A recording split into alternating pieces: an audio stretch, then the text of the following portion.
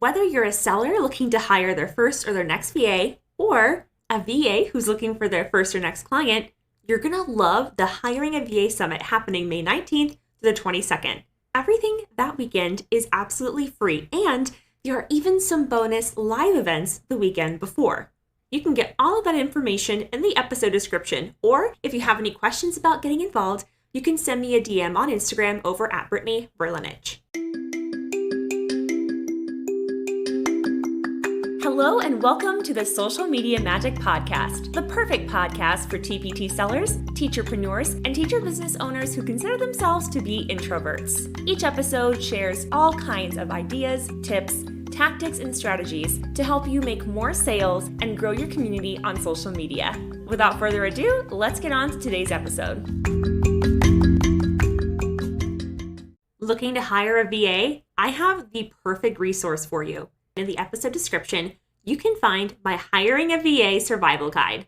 It has all kinds of resources and tools, everything you need, including step-by-step blog post walkthroughs, videos, tutorials, and specific podcast episodes from the Social Media Magic Podcast to help you hire your first or your next VA. You can find all that information in the episode description or in the show notes. Hello and welcome back to the Social Media Magic Podcast. I'm Brittany Berlinich. That is my cat Betty you hear meowing in the background. I'm a content strategist, social media manager, the host of this show, and I'm so glad you're here because we're in the middle of a series all about helping you hire a VA. We're talking about everything you need to know before hiring your first VA or your next VA. And honestly, this is kind of about being a boss too, which I also just want to say, there's a term that I use with my friends. We kind of joke around and say like girl boss. I actually don't like the girl boss culture. But being a boss isn't a bad word. Like actually being a good boss is something that, man, if more people did it, we'd all love our jobs way more, right? So it's okay to be a boss and actually learning how to be an employer, a CEO, if you will, because you're not just running a store. I mean, you could if you want. Despite what other people say, I actually don't think there's anything wrong with staying small. If you want for your small business to stay small, it's totally fine. You can. If you want that, you can have that. But I'm guessing that if you're here, if you're considering social media marketing, if you're considering content marketing and growth and hiring a VA, then you're really looking to grow your business. You want to expand your reach. You want to increase your revenue. And so you see possibly hiring a VA as a way to do that. And it definitely could be. So let's answer the cost question. How much does a VA cost per hour? I want to make sure that before we dive into the episode, you know about a few different resources you have available to you. May 19th through the 22nd, we have a mini audio-only summit happening all about hiring a VA. We're even going to have a little speed dating action where you can come and meet with a VA and see in a really short amount of time, do you want to get their contact information? Do you want to follow up with them about working with you? We're going to have both generalist VAs and specialist VAs present, so you should have a good mix of group of people. You'll also be able to learn about becoming a VA if you're looking for ways to earn extra money on the side. Okay, so let's get into it. How much does a VA cost per hour? First of all, this is a really hard question to answer because it's kind of like asking, how long is a piece of string? There's a variety of answers, and depending on where you go to hire a VA and what kind of VA you're looking for, are you hiring a generalist VA to kind of be your go-to person and teach all kinds of tasks? They may or may not have the expertise you really need, but they might be coachable and willing to grow along with you as you grow your business. These types of VAs will typically be less expensive. And depending on where you hire them, there are sites like onlinejobs.ph where you can hire someone from the Philippines at a much lower rate. Now, there's a lot of contention over this, and I will let you choose and form your own opinion. I personally believe that even if someone is from the Philippines, that they should still living wage too. What is a living wage, though? That's a really hard question to answer because that does depend on where you live. So I just want to say that you are going to have to form your own beliefs and opinions, but I'm going to give you all the options so that you know. You can hire on a site like onlinejobs.ph a VA for anywhere from $5 to $7 to $10 to $15, and that would typically be a more generalist VA. A generalist is someone who they're going to learn and grow with you. They're going to execute whatever strategy you give them. They're going to go through any courses you have. They're going to learn any SOPs you have. They're going to go through it, figure it out. You're going to send them videos. You're going to send them instructions, screenshots.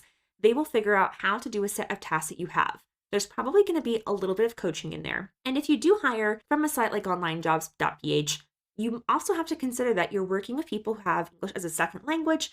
So there are certain tasks that may or may not be easy for you to outsource to someone who doesn't have fluency in the language.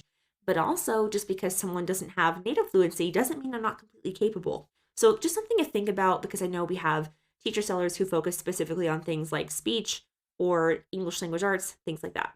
Or maybe you want to hire a blog writer. If you're hiring a generalist VA who's from a Western country, and Western, I'm putting in quotes because I'm kind of including Australia in there. So Australia, United States, Canada, Europe, I would say mostly Western Europe, because I've seen VAs from Eastern Europe or Central Europe charge a little bit less because of the cost of living there. So that's a consideration. They'll charge you more. And that's just because, honestly, cost of living.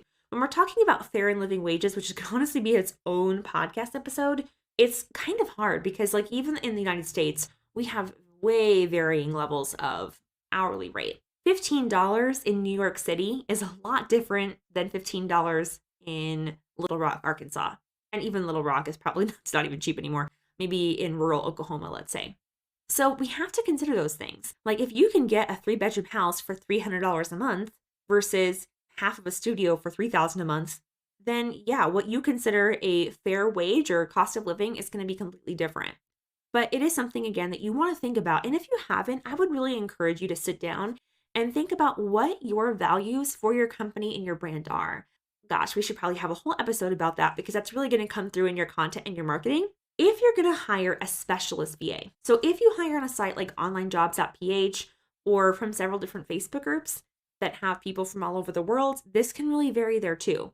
The interesting thing is, money in a way in this kind of range actually doesn't matter because you could pay someone $15 an hour who's a VA in a rural part of the United States and they feel like that's a good hourly rate, but they're a generalist and they don't know what they're doing and they need more help. Whereas you could hire a specialist in the Philippines for $15 an hour and they're an email marketing expert with MBA. So you'll have to decide exactly what is it you need. Do you need a generalist VA or do you need a specialist? And where are you going to hire them?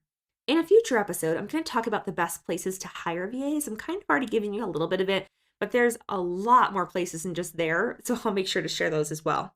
But how much a VA is going to cost per hour is really going to depend on where you hire them from, what you're hiring for, and how you pay them. Not all VAs or virtual assistants or freelancers or specialist service providers are paid hourly. Many of them have packages. Maybe you have to buy a certain set of hours. I've seen a lot of VAs set it up where you have to pay for a certain amount of hours per month.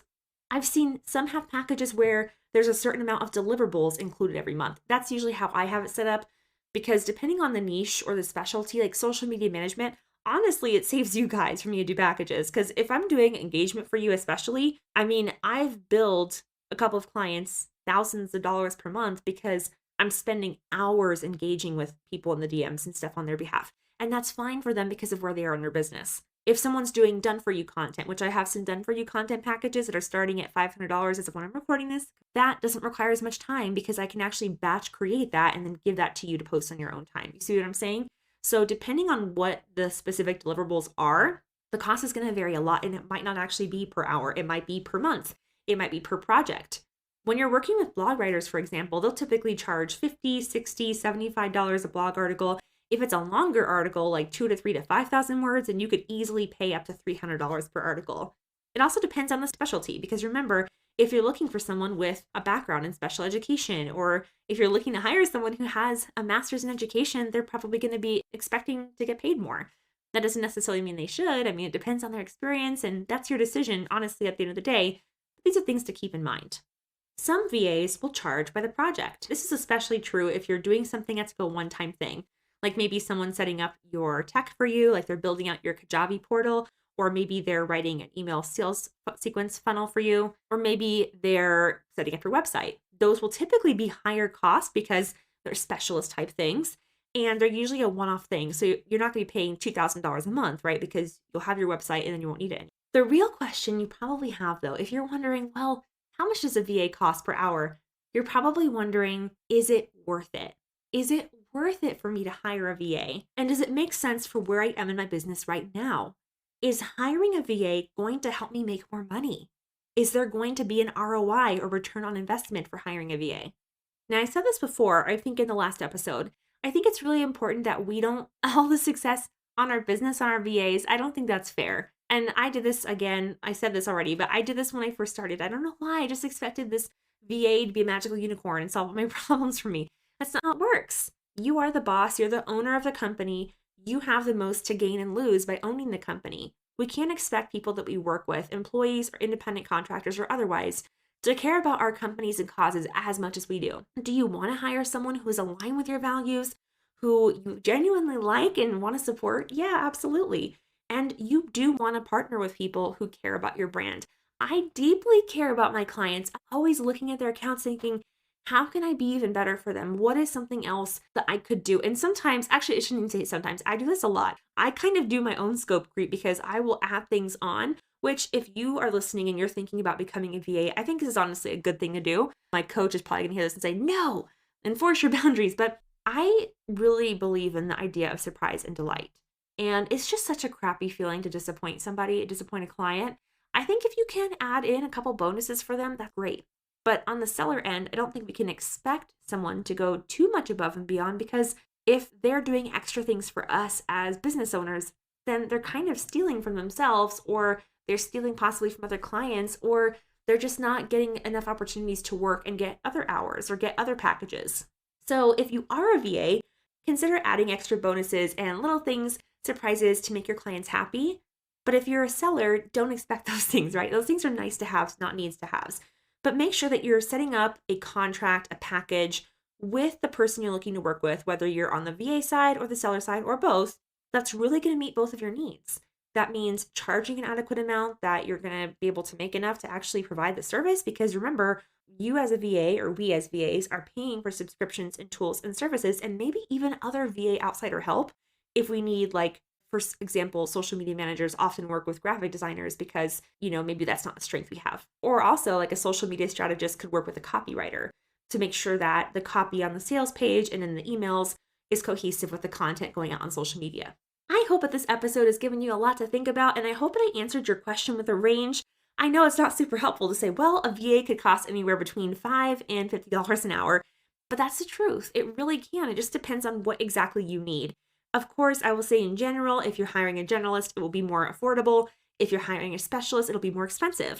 If you're hiring from a Western quote unquote country, it's typically going to be more expensive. And if you're not hiring from a Western country, it will typically be less expensive, but that's not always true. Those are just generalizations, and generalizations can always be wrong. I'd love to hear what you think though, and where you're at in the hiring process. You can send me a DM on Instagram over at Brittany Verlinich, or come share what you think in the Social Media Magic Facebook group. Remember that May 19th and 22nd, we're hosting a mini audio-only event where you're going to be able to learn a bit more about hiring a VA, working with VAs, maybe even becoming a VA yourself if you're looking for a little extra work on the side while growing your TPT business. You can register for that for free in the episode description. And if you have a question about it on Instagram, send me a DM and I will send you the link and make it even easier for you. All right, I hope you enjoyed this episode. I hope you enjoy the next one too. Talk soon.